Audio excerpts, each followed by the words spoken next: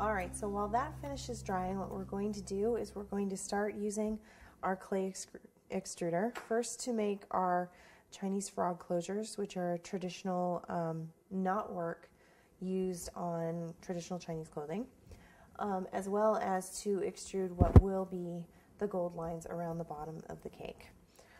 So what we're going to do is we have a little bit of just plain white fondant, and what I'm doing is warming it up before I put it in the extruder gun. If you don't work with your fondant first and make it nice and soft, you'll never be able to push it through. So that's nice and soft. What I'm going to do is, right now we have a couple of different plates. These are the two sizes we'll be using. For the frog closures, we're going to start with this larger size. So we'll go ahead and put that on. Now, the great thing about a clay extruder gun is that it gives you a very uniform product to work with. The thickness is nice and uniform, and it can be used for a whole wide variety of detail work, making rope. You can use it actually for different types of quote-unquote string work with fondant instead of royal icing. So what we're going to do is we're just going to extrude enough to make the larger of the frog closures. Now we're going to need our little brush and our water for this too. So how it's going to start is you want to make a loop.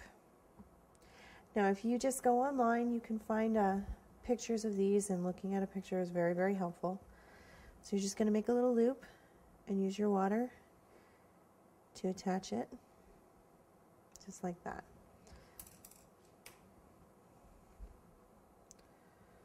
And then you're going to actually tuck it under to make the second of your loops, like so. Go ahead and use your water to get it attached.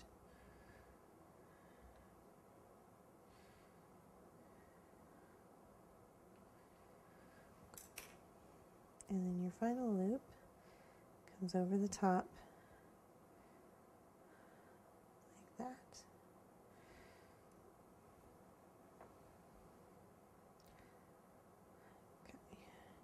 Now we're not ready to move on to our knot yet. All we're going to do, we're going to move to the other side and do those loops.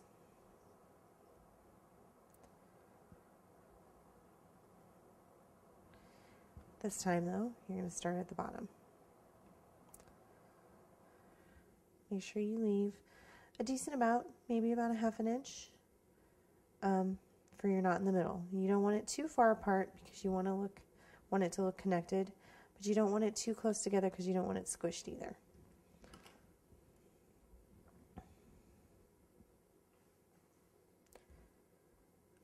Just like that. Same thing.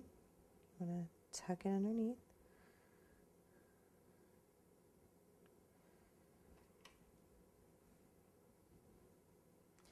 Now there are also molds that you can purchase from cake stores or even actually hardware stores for clay.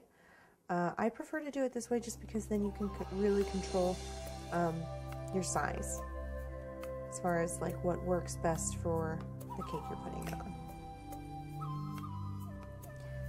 And then once again, right over the top. This is where we're going to start making our knot. Go ahead and get that put into place.